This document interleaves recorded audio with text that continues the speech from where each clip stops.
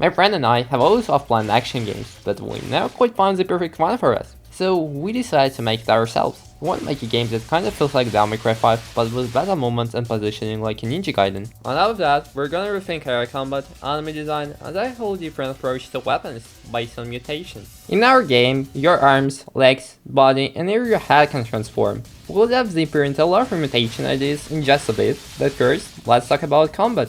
Lately, Souls-like games have been everywhere, and while we do like them, we like action games more. What we really love about action games is seeing the player grow. We'll know things at the end of the game that felt impossible at the beginning. That's what makes games like Devil May Cry so great. To do that, we decided to analyze all favorite games and come up with the moves that would be kind of perfect for us. The thing we realized early on was that it's really difficult to make a good action game. Not to say that other games are easy to make, but here you need to think through all the moves, enemy behavior, crowd control, and so much more. And on top of that, it needs to somehow work together. We believe that's part of the reason why developers prefer to make Souls-likes. Coming back to our combat, the thing we 100% don't want to have in our game is long combo list, filled with attacks that don't have a purpose. We never liked it. I think it only makes them harder and more frustrating, but certainly not more enjoyable. So we broke down every move into 3 key parameters. Its speed, how it changes the player's position, and how it changes the enemy's position. Take a launcher for example, but just in just those 3 parameters we can create completely different moves.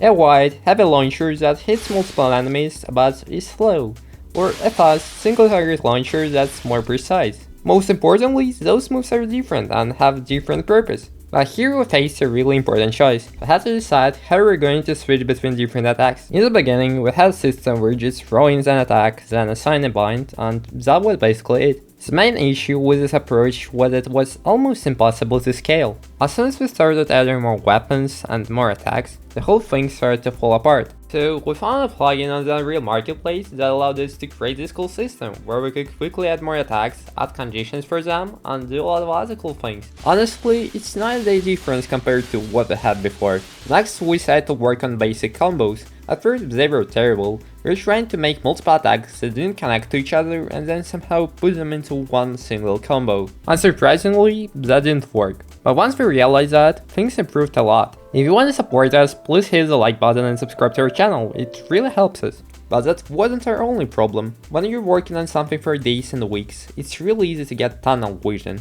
You can be making something really bad or strange and not realize it for a very long time. That's exactly what happened to us while creating our animations. We made our combos really slow. So slow that it would be obvious to anyone else except for us. But when we finally noticed that, it was huge. Not just in looks, but in how responsive it was too. So we had one more issue to solve. We had animations done, but something about the hits just didn't feel right. So we knew we had to fix it. First, we added blood effects. When you hit an enemy, blood spawns at a random point around them.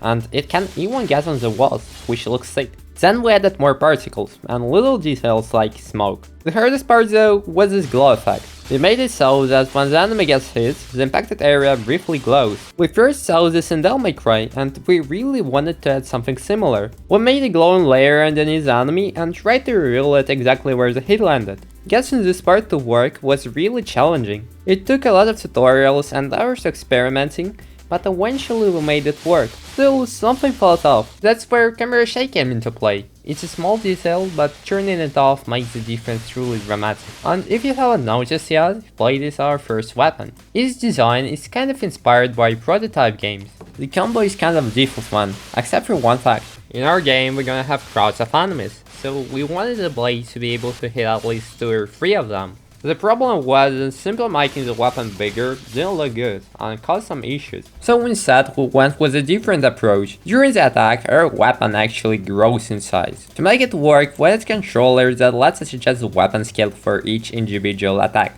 Next we have our second weapon, it's Tendril. Our game is gonna be all about mutations, and so each weapon transforms our character. And this is the one we really struggled with, there were many different versions of it. Animating it was a nightmare.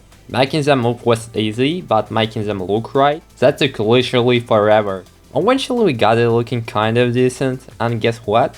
That was also when we realized that it was way too strong. You could control a ridiculous number of enemies with it. So we stopped and asked ourselves, what's the purpose of this combo? We've said before we wanted everything to have a use case, but we didn't really think was that one ability would end up being way stronger than the other. I imagined Tenril as a long range weapon, and Blade as better for handling a few enemies. But then we actually tested it, and enemies didn't stand a chance. First, it was incredibly fast, which meant they were almost always stunned. Second, it was circular, so if an enemy tried to attack us, their strike would almost certainly get interrupted. Clearly, we needed to change it somehow, so we decided to take a different approach. To make our combo more balanced, we had to think of another way of making it different. We realized that first, a combo is a great way to balance a strong attack. We don't want to allow players to throw enemies around the arena with a single move, but if this is gonna require finishing a combo, it's not that bad. Also, we can add some interesting mechanics, like holding the attack button to use a stronger attack. And lastly, not every weapon is a combo. In some cases, it's better to use the attack button in a completely different way. So we came up with a second version of this combo. You can use it if you want to attack enemies in a line, which makes it way more balanced than the previous circular version. Also, if you finish the combo, the enemies are gonna get formed into a single line. So that's it for this video. If you want to support us, please hit the like and subscribe to our channel, it's really gonna help us.